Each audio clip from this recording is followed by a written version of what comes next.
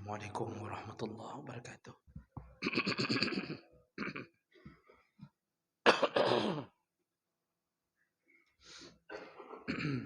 Alhamdulillahirabbil alamin. Wa bihi nasta'in 'ala umuri dunya waddin. Asyhadu an la ilaha illallah wahdahu la syarika lah. Wa asyhadu anna Muhammadan 'abduhu wa rasuluhul karim. Allahumma shalli wa sallim ala nabiyyina al-Mustafa Muhammadin wa ala alihi wa ashabihi ajma'in. Amma ba'd. Rabbi shrah li sadri wa yassir li amri wahlul 'uqdatam min lisani yafqahu qawli. Segala puji bagi Allah, kemudian salawat dan salam kepada Rasulullah, pada keluarga dan seluruh sahabat-sahabatnya. Bapak-bapak dan ibu-ibu, jamaah salat maghrib dan isya yang Allah muliakan insyaallah. Di pertemuan yang lalu kita sudah menyelesaikan pembahasan tentang adab hutang piutang. Pada malam ini kita pindah ke dalam bab yang baru, yaitu tentang adabu qiyam al-lail. Bagaimana adab ketika melakukan qiyamul lail.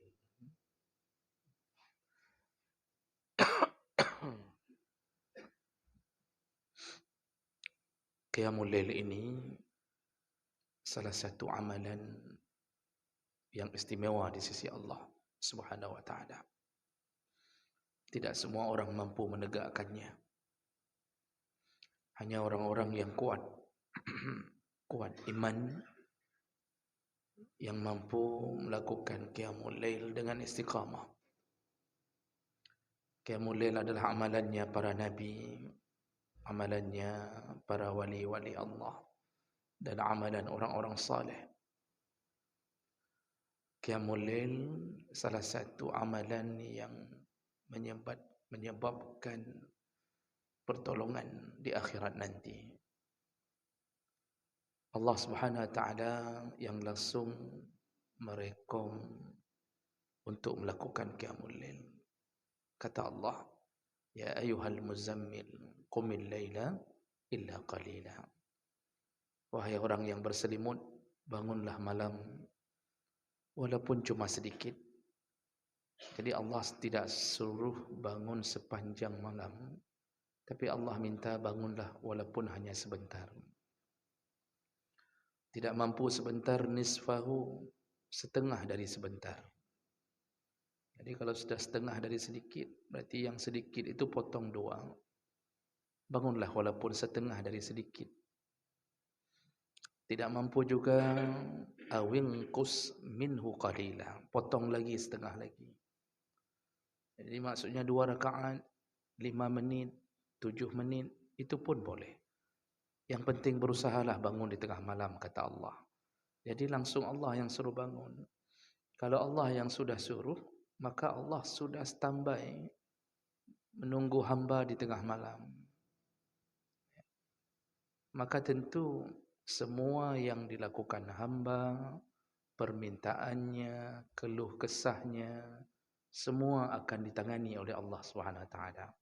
Nah, itu hebatnya orang yang sering melakukan ibadah di tengah malam, yaitu di waktu orang-orang sedang tidur. Dia bangun untuk menghadap penciptanya. Jadi pertama sekali kita ingin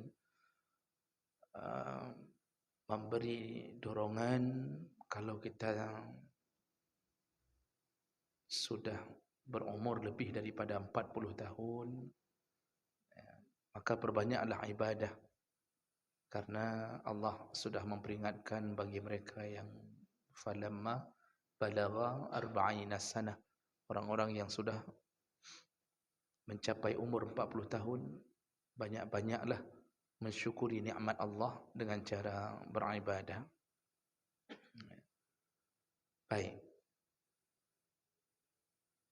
Bapak Ibu yang Allah muliakan, nah dalam keadaan bangun malam ini, apa yang selayaknya kita jaga, kita lakukan? atau disebut dengan adab-adab atau sunnah-sunnah yang kita lakukan di tengah malam itu. Ya. Yang pertama, ikhlasun niyyah lillahi ta'ala. Bangunlah dengan niat ikhlas karena Allah Ta'ala. Dia betul-betul bangun di tengah malam itu mengharap ridha Allah. Jangan mengharap ridha manusia. Manusia itu pelin-pelan. Kalau lagi baik dengan kita, dia ridha. Kalau lagi sedang tidak enak badan, dia tidak ridha. Dan manusia yang kita cari pujiannya tidak mampu memberi apa-apa kecuali hanya menyanjung. Kalaupun ada hadiah, cuma menambah gaji. Jadi gaji ditambah, pangkat naik. Gaji ditambah 50,000. Nah, kenyang tak yang merempok. Kalau dari manusia. Makanya melakukan ibadah di tengah malam itu tidak perlu menyanjung-nyanjung diri, menceritakan di waktu pagi. Jadi mata kita sembab, mata agak ada dengut-dengut menan. Waktu salat subuh orang tanya, apakah mata laginya? Nah, sengaja kita membuat seakan-akan kita lemah. Jadi nanti waktu ditanya orang, kita jawab, tadi malam saya tahajud tadi malam 8 rakaat, maka jihan nasib dengar dulu. Yang bahasanya hati-hati. Kalau bahasa itu hanya sekedar mengabarkan informasi, maka masih terjaga. Tapi kalau ada unsur dibisikkan syaitan untuk membanggakan amal, maka kita telah menghapus amal kita sendiri. Jadi oleh kerana itu, lakukanlah segala sesuatu karena Allah. Allah memberi lebih hebat daripada manusia. Balasan Allah cukup hanya bersabar di dunia, maka kita lihat balasannya di akhirat. Pahala Allah menggunung, hadiah Allah surga, yang keindahannya tidak tertangkap oleh akal dan pikiran. Baik, jadi itu yang pertama, lakukan ikhlas karena Allah. Jangan bangga-banggakan amal. Jangan di tengah malam sengaja WA dalam grup. Pohle sengaja melemparkan WA ke dalam grup. Walaupun tidak menceritakan amal, tapi di dalam hatinya terbersit. Pasti orang nanya, kok bisa WA jam 3 dengan tahajud? Katanya dalam grup begitu, sedang tahajud ya. Kok bisa ada WA jam 3 malam, kan? Kita enggak mengatakan kita tahajud, tapi sengaja kita lemparkan agar semua orang tahu bahawa kita itu adalah ahli qiyamul lail. Banyak itu Pak penyakitnya. Penyakitnya banyak. Makanya baik ni WA tengah malam. Nak imron mantap. Simpanlah amal kita seperti kita menyimpan aib kita.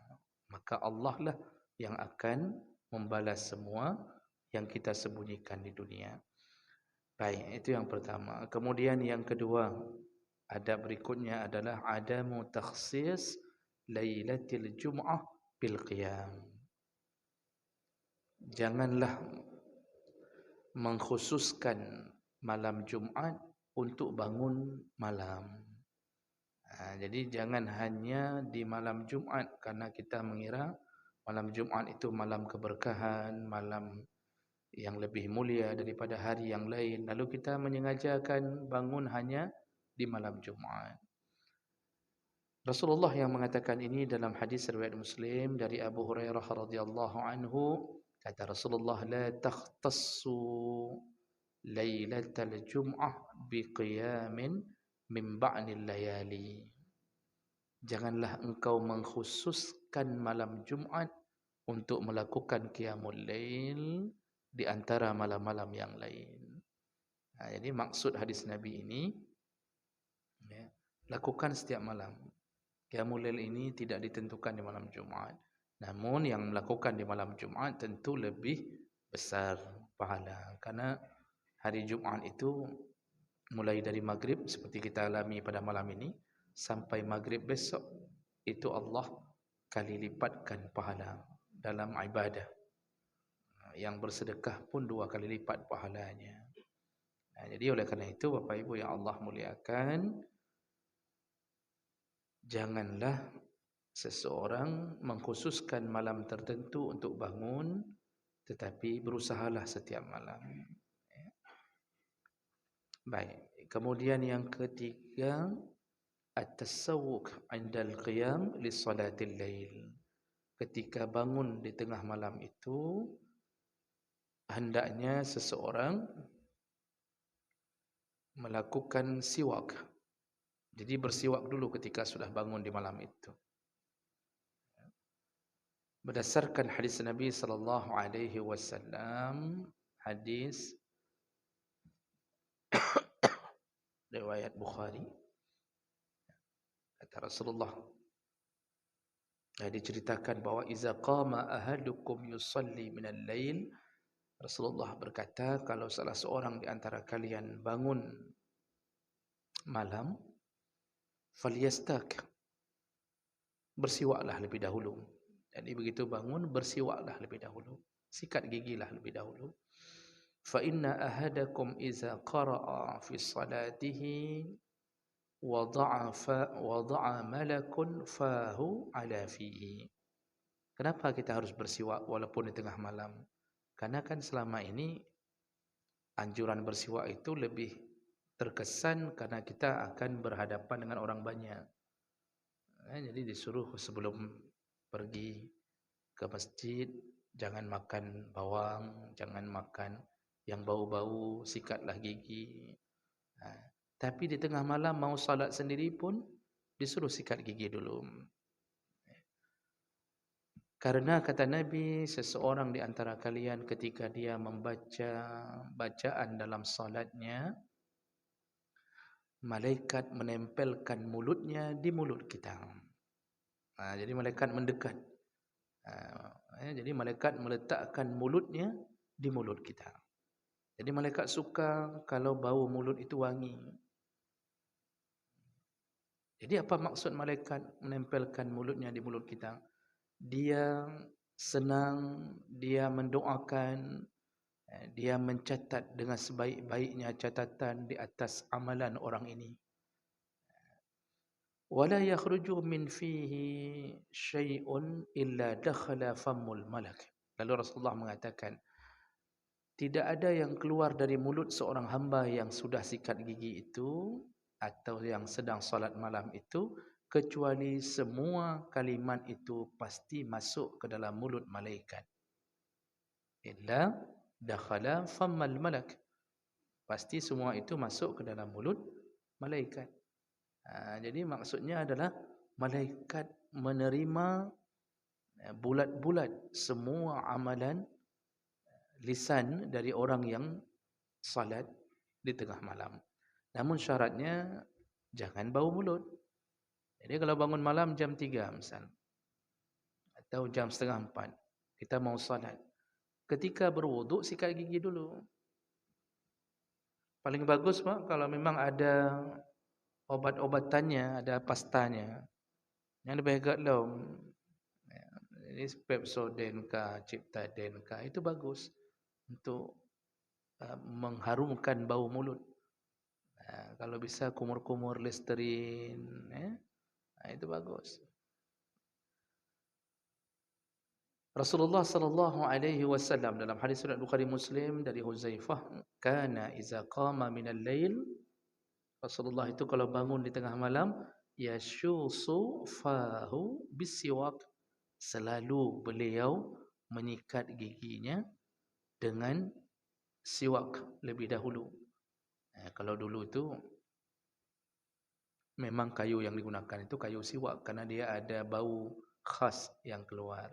Karena tidak ditemukan pasta pada waktu itu. Sekarang ditemukan, maka lebih baik memakai odol atau pasta gigi itu.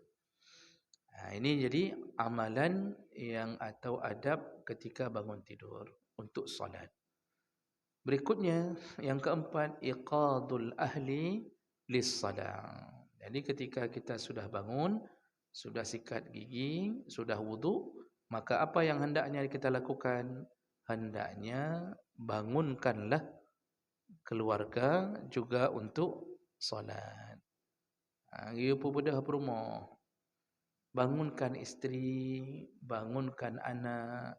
Kalau kita lihat anak itu memang sudah layak untuk salat. Jadi itu harus dibiasakan dalam keluarga. Memang kadang-kadang syaitan tu berbisik, Pak. Syaitan tu berbisik, tidak usah. Cukup kamu aja. Sayang lihat isteri, dia capek dari pagi cuci piring enggak habis-habis. Kenapa yang kau pergi tadi, kata syaitan. Ada lihatnya anak-anak kita mau bangunkan, syaitan bisik lagi. Dia masih kecil, baru SMA kelas 1. Enggak usah dibiasakan. Jangan siksa anak dengan amalan-amalan di tengah malam. Besok dia harus sekolah. Nanti juga itu enggak sesuai dengan undang-undang perlindungan anak. Macam-macam kelejin. Jin mandum yang undang-undang perlindungannya jin mandum. Jadi anak enggak boleh diganggu, enggak boleh diinikan, enggak boleh dipukul, macam-macam. Itu semua bisikan. Akhirnya keluarga kita tidak terbiasa bangun malam. Karena kita mengalah dengan nasihat syaitan. Tak terbiasa bangun malam, Pak. Maka sampai raya dia enggak terbiasa. Udah kahwin pun dia enggak terbiasa. Coba kalau kita melawan hati yang dibisikkan syaitan, insya-Allah keluarga sering bangun malam karena terbiasa. Mudah bangun malam. Jadi Bapak Ibu yang Allah muliakan, bangun malam itu disuruh bangunkan keluarga selain daripada membiasakan, ada hikmah, yaitu Allah jaga keutuhan rumah tangga. Orang yang membangunkan keluarganya sama-sama menghadap Allah, dipastikan dia di dalam kasih sayang Allah, keluarganya di dalam kasih sayang Allah. Itu susah untuk terpisah. Bahkan mungkin dibimbing oleh Allah sampai bertemu, bersatu kembali di dalam surga. Rasulullah sallallahu alaihi wasallam menyebutkan, rahimallahu rajulan, Allah sayang kepada seorang suami,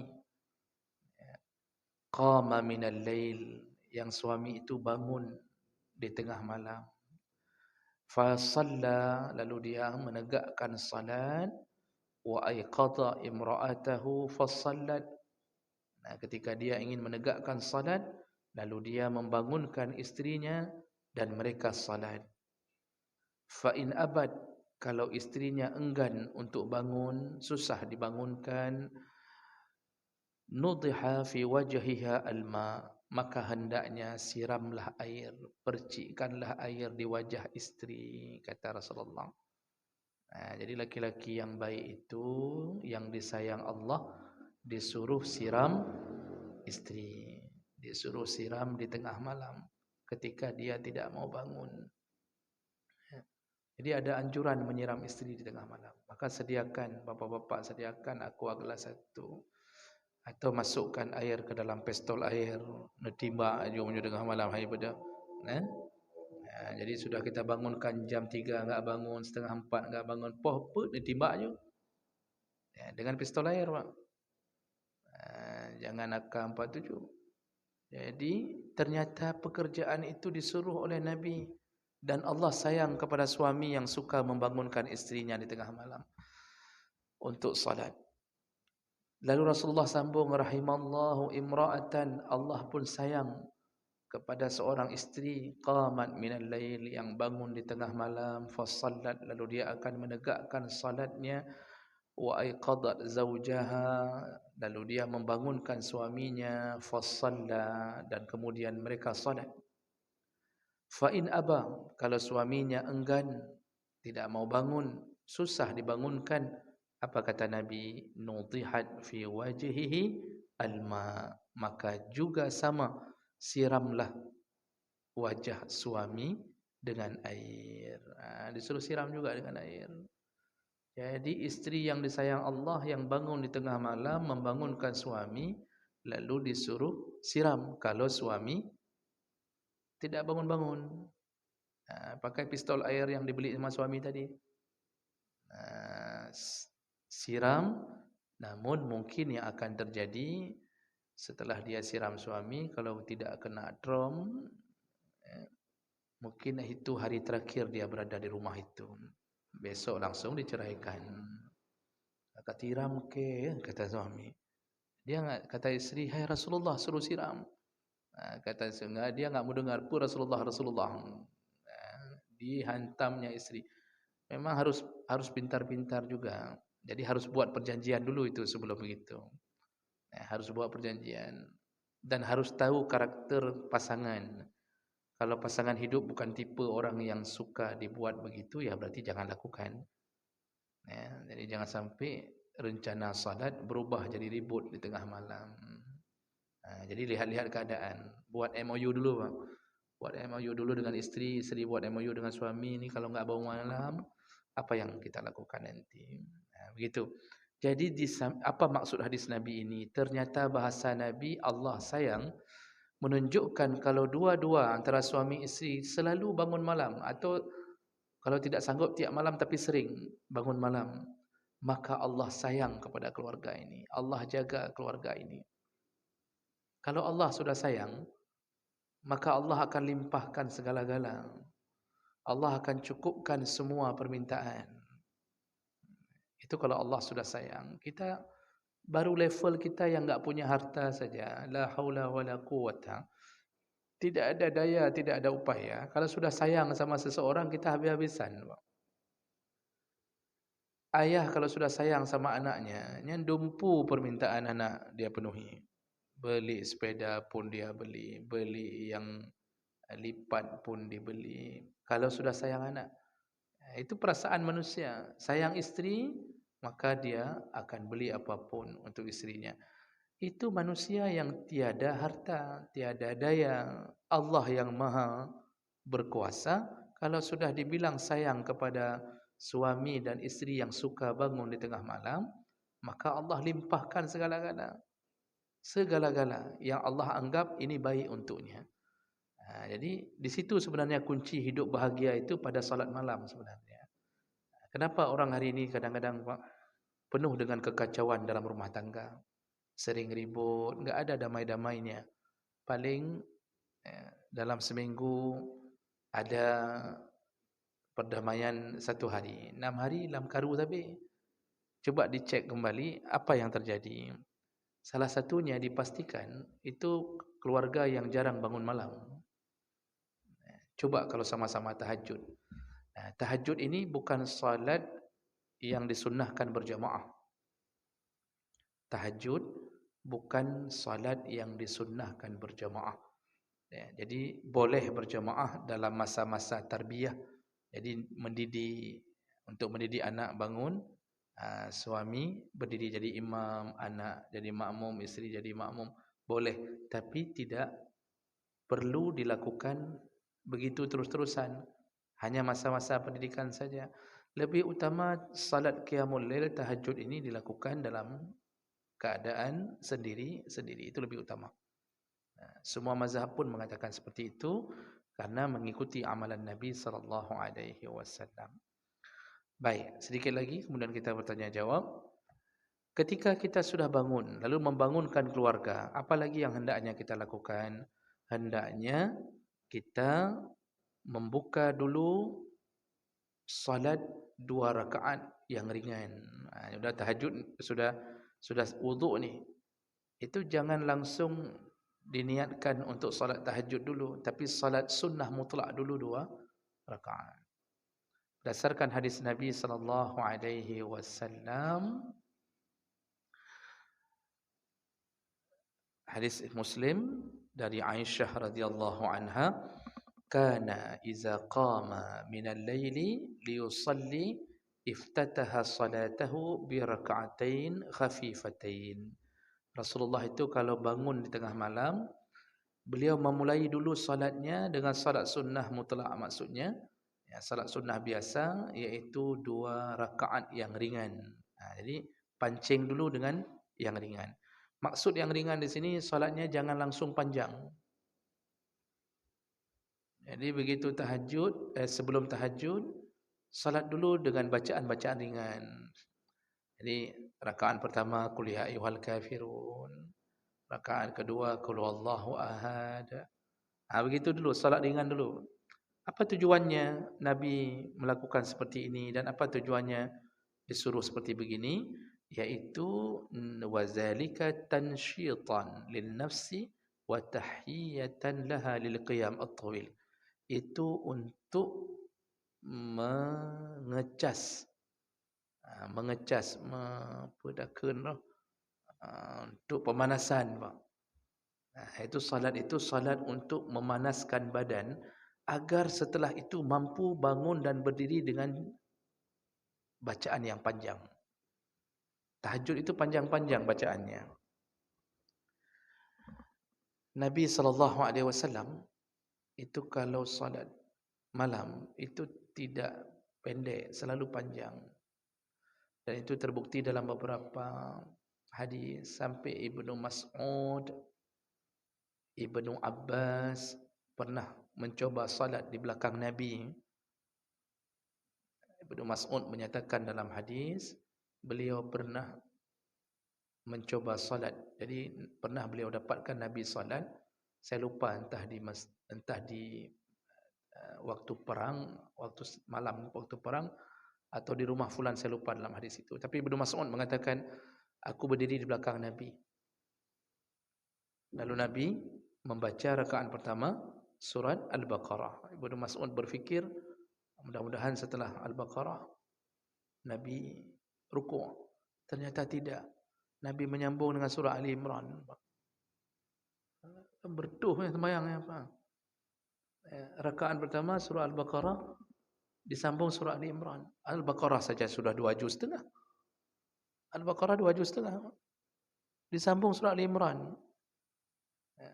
Lalu bangun rakaat kedua, Nabi membaca surat An-Nisa. Ibn Mas'ud berfikir mudah-mudahan setelah An-Nisa rukuk. Rupanya kesambung Al-Maidah. Subhanallah, Pak. Metet-tet Ibnu Mas'ud. Lalu Ibnu Mas'ud berkata dalam hadis itu, aku sudah mulai berfikir buruk. Ditanya sahabat, apa yang engkau rencanakan berfikir buruk? Aku merencanakan untuk keluar diam-diam dari belakang Nabi. Aku teling.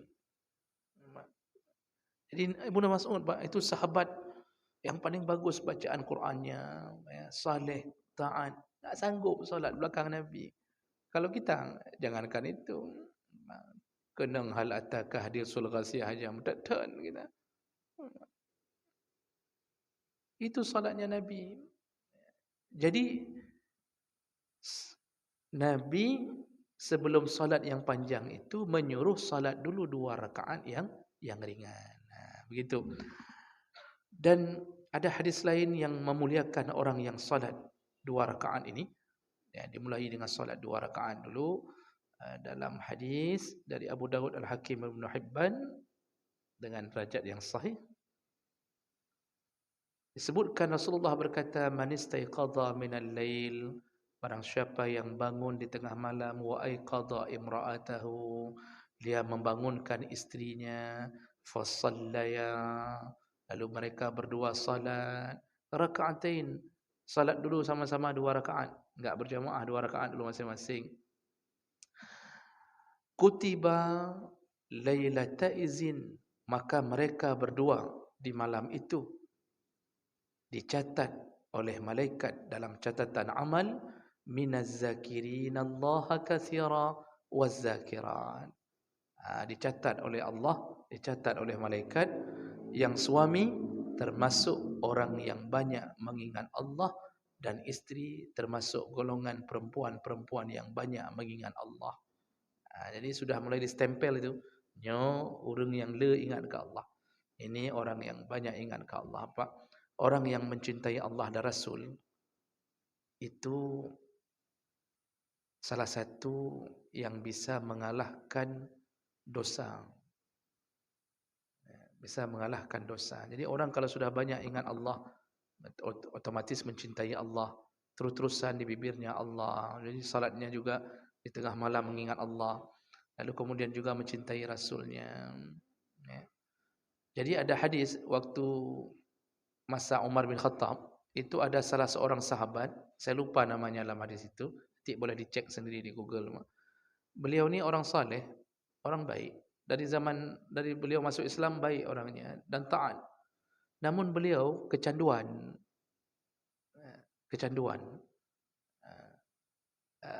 beliau kecanduan khamar. Susah meninggalkan khamar. Lagi urang kedang tabe ka sakau, enggak bisa hilang lagi tu. Ya. Tapi taat. Cuma karena dari masa jahiliyahnya minum khamar terus-terusan, enggak bisa hidup tanpa khamar. Kayak orang Aceh enggak bisa hidup tanpa kopi. Begitu bayangan kira-kira apa. Apa yang terjadi? Jadi ketika ketahuan di masa Umar, beliau kembali minum khamar. Beliau dah sering minum khamar lagi tu. Ketahuan lagi, dicambuk oleh Umar, lalu kemudian sahabat lain memberi usul, bunuh saja dia. Dia sudah berulang-ulang itu. Kita bunuh saja. Bukan sekali dua kali, sudah berulang-ulang. Tapi tak ada orangnya. Apa kata Umar? Jangan. Cambuk saja. Tinggalkan dia. Kenapa wahai Umar? Umar berkata, aku tahu dia mencintai Allah dan Rasul. Begitu je Umar. Ya, aku tahu dia mencintai Allah dan Rasul. Sehingga Umar pun enggak berani membunuh orang ini. Padahal Umar paling pantang dengan maksiat. Jadi orang yang salat di tengah malam itu distempel oleh malaikat, ini orang mencintai Allah. Yang isteri, ini orang mencintai Allah. Kalau sudah sama-sama masuk ke dalam list ini, insya-Allah bertemu kembali di surga. Isteri sudah jadi bidadari, kita sudah jadi bidadara, yang pendek-pendek sudah panjang setinggi pohon kelapa, yang sudah setinggi pohon kelapa, ya enggak lebih lagi segitu aja. Tapi kan jarang sekarang. Kita sudah berubah ganteng. Dulu kita dihina. Itu semua menjadi kerinduan hidup kita selama-lama di surga. Akibat apa? Salat malam. Yang terakhir, ringan saja. Salat malam itu bagaimana caranya? Salatul laili masna masna. Salat malam itu tetap dua rakaat. Kata Rasulullah, salatul laili masna masna. Salat malam adalah salat dua rakaat. Jadi ini maksudnya 2 rakaat sekali salam, 2 rakaat sekali salam. Baik.